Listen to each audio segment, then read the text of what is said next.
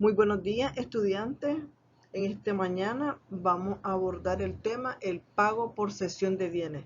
Recuerden de que en todo este cuatrimestre estamos viendo dos grandes clasificaciones. Una, cómo se clasifican las obligaciones y otra que se llama cómo se extinguen estas obligaciones. Por tanto, el tema pago por cesión de bienes no es más que otra forma de extinguir una obligación. El objeto de estudiar este tema es que el educando conozca todo lo relativo al pago por cesión de bienes, también al pago con beneficio de competencia y a la innovación. En su artículo 2080, nuestro Código Civil nos habla de la cesión de bienes y nos dice que la cesión de bienes pues, es el abandono voluntario que el deudor hace de todo lo suyo a su acreedor, ¿verdad? Le entrega al acreedor todo lo que es de él. Cuando a consecuencia de accidentes inevitables no se haya en estado de pagar sus deudas, ¿verdad? Ni modo, va a tener que pagar con sus bienes. El artículo 2085 dice cesión de bienes. Esta cesión de bienes será admitida por el juez y el deudor podrá implorarla no obstante cualquier estipulación en contra. El artículo 2082 dice que para obtener la cesión incumbe al deudor probar su inculpabilidad, es decir, su incumplimiento en el mal estado de sus negocios, siempre que alguno de los acreedores lo exija, ¿verdad? O sea, el deudor va a probar que incumplió pues porque está en mala situación, ¿verdad? El artículo 2083 nos habla de que los acreedores serán obligados a aceptar la cesión, excepto, es decir, vamos a ver los casos en que ellos no están obligados a aceptar la cesión. Uno, si el deudor ha enajenado, empeñado o hipotecado como propios bienes ajenos a sabienda. Dos, si ha sido condenado por hurto o robo, falsificación o quiebra fraudulenta, y si ha obtenido quita o esperas de sus acreedores, también si ha dilapidado bienes, si no ha hecho una exposición circunstanciada y verídica del estado de sus negocios, o se ha valido de cualquier otro medio fraudulento para perjudicar a sus acreedores. Entonces, en todos estos casos, los acreedores no están obligados a aceptar la cesión de bienes. En el artículo 2084 dice que la cesión comprenderá todos los bienes, derechos y acciones del deudor, excepto los no embargables, de conformidad a lo dispuesto en nuestro Código Procesal Civil nicaragüense, ¿verdad? Que ahora está contemplado los bienes que no se pueden embargar en nuestro Código Procesal Civil nicaragüense. El artículo 2085 dice, la cesión de bienes produce efectos. ¿Cuáles son estos efectos? Uno, el deudor queda libre de todo apremio, es decir, no va a caer preso pues porque él está cediendo sus derechos sobre sus bienes para pagar la deuda, sin perjuicio de la acción criminal que le corresponde a los acreedores en su caso, ¿verdad? Dos, las deudas se extinguen solo en la cantidad en que sean satisfechas con los bienes cedidos, ¿verdad? O sea, ellos van a pagar con un bien con el que puedan cubrir los créditos o las obligaciones que tienen con los acreedores. Si los bienes cedidos no hubieran bastado para la completa solución de las deudas y el deudor adquiere otros bienes, entonces es obligado a completar el pago con esto, ¿verdad? Porque con los que dio no fue suficiente, pero con los que adquirió nuevamente sí, él está obligado. La cesión no transfiere la propiedad de los bienes del deudor cedente y los acreedores, ¿verdad? Sino solo la facultad de disponer de ellos y de sus frutos hasta pagarse su crédito. El artículo 2086 dice, para el deudor arrepentirse de la cesión antes de la venta de los bienes o de cualquier parte de ellos y recobrar los que exista pagado a sus acreedores. O sea, podrá el deudor arrepentirse de que está haciendo la cesión antes de que se vendan los bienes en cualquier parte de ellos y recobrar lo que exista pagando a sus acreedores. El artículo 2087 nos habla, hecha la cesión de bienes, podrán los acreedores dejar al deudor la administración de ellos y hacer con él los arreglos que estimen convenientes, siempre que estos aprobaren por la mayoría exigida por los artículos 2302, conforme a esta ley. El artículo 2088 establece que los acreedores privilegiados, prendarios o hipotecarios no serán perjudicados por el acuerdo de la mayoría si se hubieran abstenido de votar. El artículo 2089 está clarísimo. Recuerden de que todo el que tiene que tiene en su poder un mutuo hipotecario como acreedor tiene derecho de preferencia a que le paguen, ¿verdad?, ese crédito por haberse constituido un mutuo hipotecario. El artículo 2089 nos habla que la cesión de bienes no aprovecha a los codeudores solidarios o subsidiarios. Oigan bien, porque cuando nosotros hablamos de esas deudas solidarias, entre ellos son codeudores solidarios o subsidiarios, ¿verdad? Entonces, cuando hablamos de una cesión de bienes, no aprovecha a todos, únicamente estamos hablando, ¿verdad?, de que esta persona, este deudor, va a pagar lo que él debe, no lo que deben los codeudores, porque en una obligación solidaria cada quien tiene su cuota que pagar.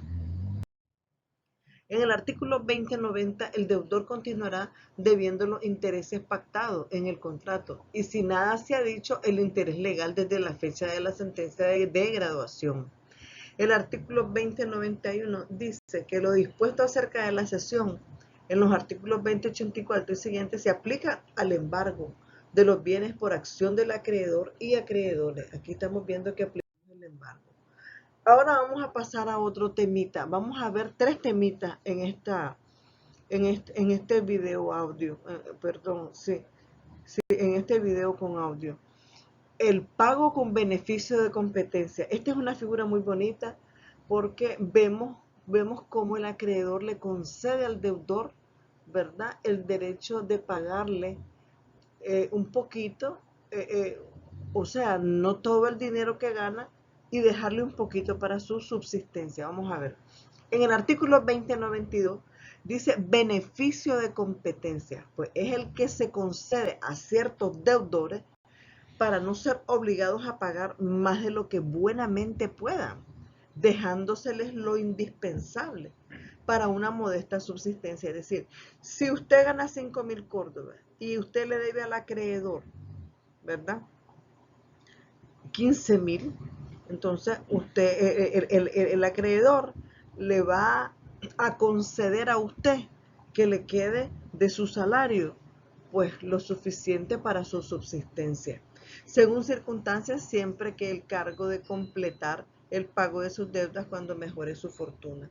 Es decir, si estás ganando poco, ¿verdad?, y tu deuda es grande, entonces él te concede ese beneficio de competencia, ese pago de beneficio de competencia, y cuando mejore tu situación, que tengas un mejor salario, entonces vas a aportar más.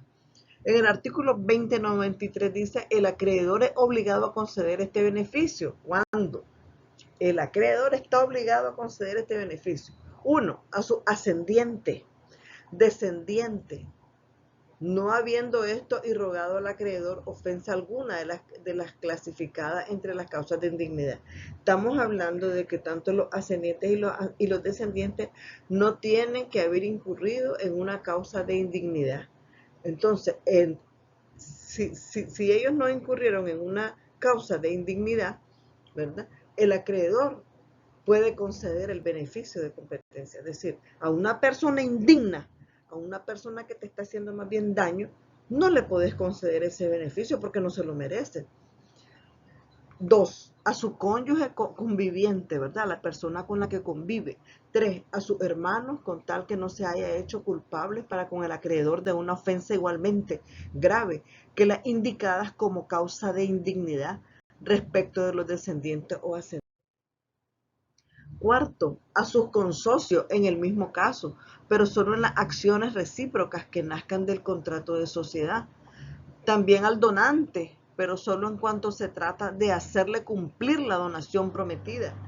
6. Al deudor de buena fe que hizo cesión de bienes y es perseguido en los que después ha adquirido para el pago completo de las deudas anteriores. El artículo 2094 establece que no se puede pedir alimentos y beneficio de competencia a un mismo tiempo. El deudor tiene que elegir, ¿verdad? Porque si el deudor también debe pensiones de alimento, ¿verdad? O le debe alimentos, qué sé yo, puede ser a su papá, porque recuerden de que los padres también pueden demandar a los hijos por el 10% de su salario, cuando no tienen ni pueden valerse por sí solos. Entonces estamos hablando que no pueden pedir alimentos y beneficios de competencia al mismo tiempo. Es decir, un deudor no puede pagar las dos cosas al mismo tiempo. Tiene que elegir. Vamos a ver un tercer temita que es la novación, ¿verdad? La novación es otra forma de extinguir la obligación. Vamos a explicar un poquito. La novación, un ejemplo clarísimo de la novación son las reestructuraciones de deuda, ¿verdad? Cuando nosotros hablamos de novación, estamos hablando del nacimiento de un nuevo crédito y de la muerte del antiguo crédito, ¿verdad? Entonces dice, la novación es la sustitución de una nueva obligación a la antigua que por el mismo queda extinguida. Pero esta nueva novación, este nuevo crédito puede tener diferente valor, diferente fiador, pero siempre va a ser el mismo deudor. La novación se verifica de tres maneras. Puede ser entre deudor y acreedor sin intervención de una nueva persona, sustituyéndose nueva obligación en vez de la anterior. Estamos hablando de que siempre puede ser entre el mismo deudor y acreedor, ¿verdad? Sustituyéndose una obligación en vez de la anterior. Sustituyéndose también en virtud de otro contrato nuevo, nuevo acreedor, el antiguo respecto del cual queda exonerado. Es decir, también en el contrato podemos sustituir a un nuevo acreedor. Sustituyéndose el nuevo deudor al antiguo que queda exonerado por el acreedor, ¿verdad? Entonces, la novación también incluye no solo el precio, sino también cambio de acreedor, cambio de deudor, cambio de fiador. Esta tercera especie de novación puede efectuarse sin el consentimiento del primer deudor. Cuando se efectúa con su consentimiento, el segundo deudor se llama delegado del primero. El artículo 2097 dice que si la primera obligación había dejado de existir cuando se contrajo la segunda, no se verifica novación, ¿verdad? Porque ya la primera había dejado de existir.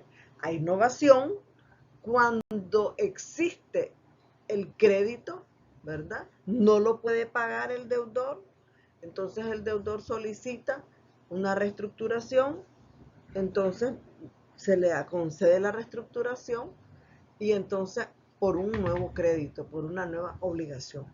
El artículo 2098 establece que la novación solo puede verificarse, dice, entre personas capaces de contratar y de renunciar el derecho introducido a su favor.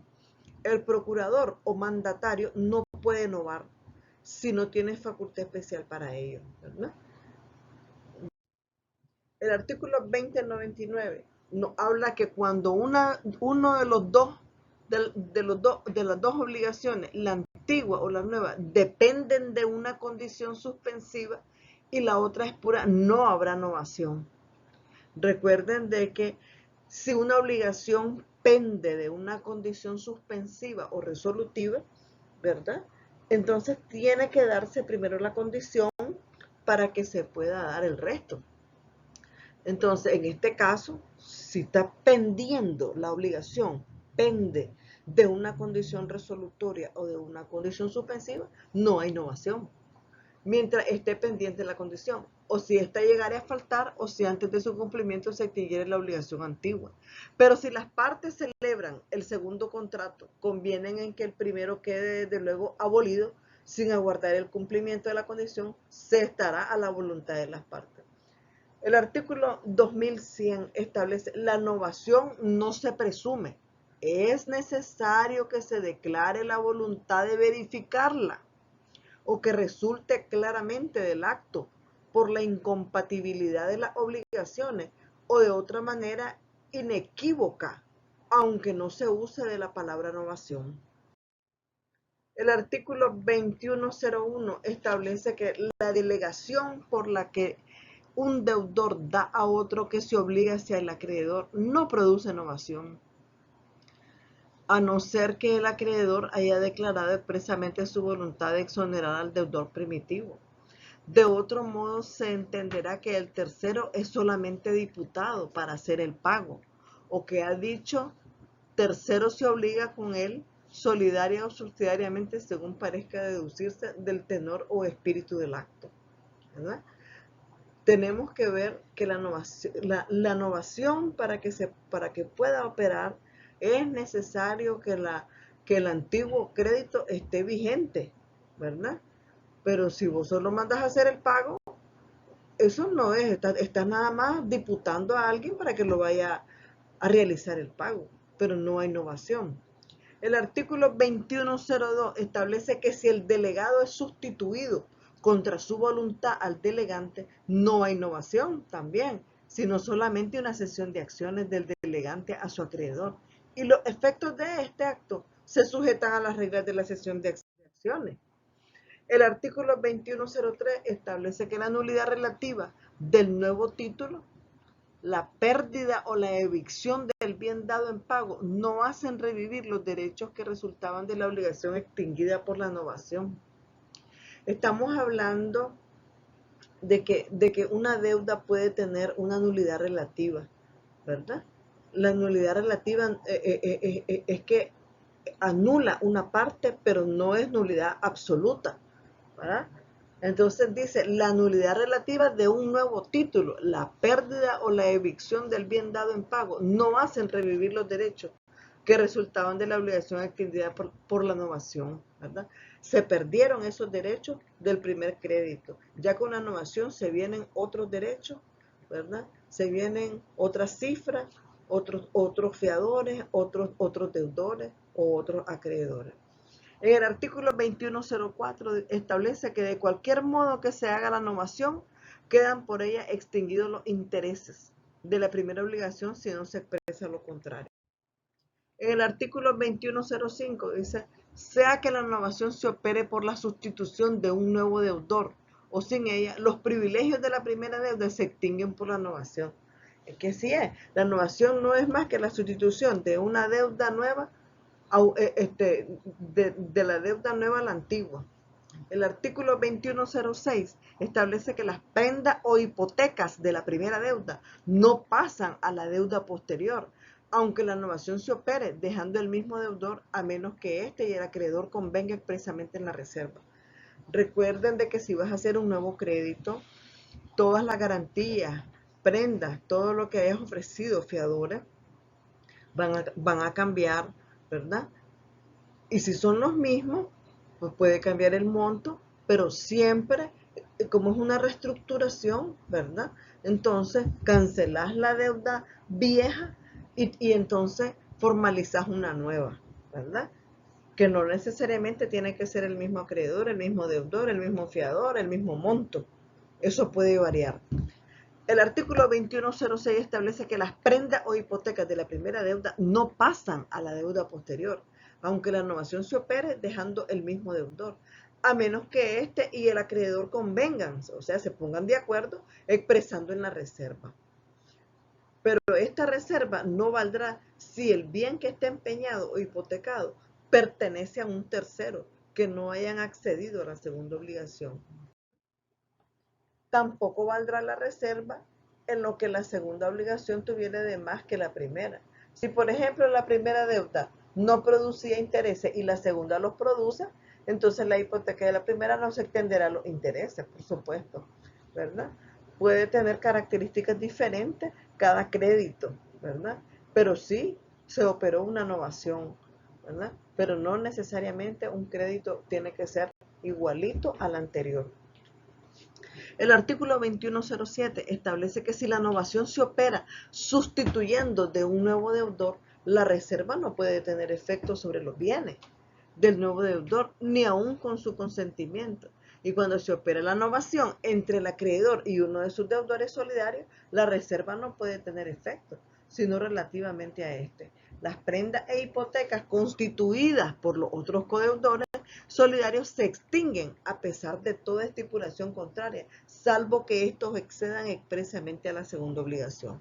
Es decir, si usted está formando un nuevo crédito con la novación, todo lo que es la garantía, ¿verdad? De la deuda anterior, todas las garantías, vos lo cambiaste, perdón, todas las garantías, ¿verdad? De la deuda anterior no necesariamente van a pasar, ¿verdad? A la nueva deuda, pueden ser nuevas garantías, perdón. El artículo 2108 dice, en los casos y cuantías en que no puede tener efecto la reserva, podrán sin embargo renovarse las prendas e hipotecas con las mismas formalidades que si se constituye por primera vez. Su fecha será entonces la de la renovación. El artículo 2109 establece la novación hecha por el acreedor con alguno de sus deudores solidarios extingue la obligación de los demás deudores de esta clase respecto del acreedor, sin perjuicio de lo dispuesto en el artículo 1943. La producida respecto del deudor principal libra a los fiadores. Ya sabemos, si la obligación principal se extingue la obligación accesoria, que son los fiadores, las hipotecas, las prendas, ¿verdad? Sin embargo, si el acreedor ha exigido en el primer caso la aceptación de los deudores solidarios o en la segunda la de los fiadores, subsiste el antiguo crédito siempre que los codeudores o los fiadores rehúsen acceder al nuevo arreglo. Es decir, que tiene que haber aceptación expresa, ¿verdad? Tanto de los codeudores o de los fiadores, ¿verdad? Del nuevo crédito. Si no, sigue vigente en parte el crédito anterior. Entonces estaríamos aquí frente a un crédito parcial, a un crédito que tiene una novación parcial. El artículo 2110 dice, si la nueva obligación se limita a imponer una pena para en caso de no cumplirse la primera y son exigibles juntamente la primera obligación y la pena, los privilegios, fianzas, prendas e hipotecas subsistirán hasta la concurrencia de la deuda principal sin la pena. Más si en el caso de infracción es solamente exigible la pena, se entenderá novación, después que el acreedor exige solo la pena, y quedarán por el mismo hecho extinguidos los privilegios, prendas e hipotecas de la obligación permitida, y exoneradas los que solidariamente o subsidiariamente accedieran a la obligación primitiva y no a la estipulación penal. El artículo 2111 establece que cuando la segunda obligación consiste simplemente en añadir o quitar una especie, género o cantidad de la primera, los codeudores solidarios y subsidiarios podrán ser obligados hasta la concurrencia de aquellos en que ambas obligaciones convienen. Es decir, si usted está creando un nuevo crédito, una nueva obligación con los mismos codeudores, con los mismos, con la misma cantidad, especie, género, ¿verdad? Entonces, vemos que ambas obligaciones convienen. El artículo 2112 dice que la simple mutación del lugar para el pago dejará subsistentes los privilegios, prendas e hipotecas de la obligación y la responsabilidad de los codeudores solidarios y subsidiarios en todo lo que no diga relación al lugar. Es decir, lo tiene que estipular. En el artículo 2113, por la mera ampliación del plazo, estamos hablando que vamos a ampliar el plazo de una deuda, no se verifica novación, ¿verdad? Pero cesa la responsabilidad de los fiadores, ¿verdad? Porque estás cambiando el plazo de la deuda. Entonces, cesa la responsabilidad de los fiadores y de los codeudores. Porque recuerden de que yo estoy sirviéndote de fiador, ¿verdad? Por un tiempo determinado, por una cantidad determinada, pero si ya venís a hacer una novación de otra deuda, ahí cesa la responsabilidad de los deudores, de los cofiadores y de los codeudores, ¿verdad? Entonces dice aquí, y se extinguen las prendas e hipotecas también constituidas sobre otros bienes que los del deudor, salvo que los fiadores y codeudores solidarios o los dueños de los bienes empeñados o hipotecados accedan expresamente a la ampliación, ¿verdad? Es decir, es como que vos vayas a crear un nuevo crédito sin la autorización de un fiador. ¿verdad? Nosotros necesitamos ver si el fiador está de acuerdo en servirte de fiador, ¿verdad? Y, y por el monto determinado o indeterminado. ¿Qué monto determinado acepta el fiador? Entonces tenemos que pedir la autorización de ese fiador, ¿verdad? Para que responda ante el incumplimiento del deudor, pero él tiene que ver si se compromete o no. Tampoco dice la mera reducción del plazo constituye novación, pero no podrá reconvenirse a los codeudores solidarios o subsidiarios, sino cuando expire el plazo primero. El artículo 21.14 dice, para que haya novación por sustitución de acreedor, se requiere que sea hecho con el consentimiento del deudor. Oigan bien, por eso es que se dan muchos problemas. Cuando un banco cambia de nombre y los tarjetavientes pasan de un banco a otro, tenés que pedirle consentimiento y notificarle que ahora el banco ya no se va a llamar de un nombre, sino que se va a llamar con otro nombre, ¿verdad? Y que entonces ya no le va a deber, por ejemplo, al BDF, sino que al Banpro, ¿verdad? Cuando un banco cambia de denominación, ¿verdad? Tenés que demostrar hechos con hechos, actitudes, que está enterada de que el banco ha cambiado su denominación y por tanto usted como deudor está aceptando la deuda con el nuevo banco. Si el contrato fuera hecho sin consentimiento del deudor, no habrá novación, sino cesión de derechos. En el artículo 21.16 establece que la novación entre el acreedor y los fiadores extinguen la obligación del deudor principal. Estamos hablando que los fiadores están de acuerdo y el acreedor en que se dé un nuevo crédito. Entonces, ¿cuál es la obligación que se extingue? La primera, dando lugar al nacimiento de un nuevo crédito. Muchas gracias, jóvenes. Esto ha sido todo por el día de hoy. Hemos visto 3 temas muy bonitos que también forman parte de la clasificación de cómo se extinguen las obligaciones.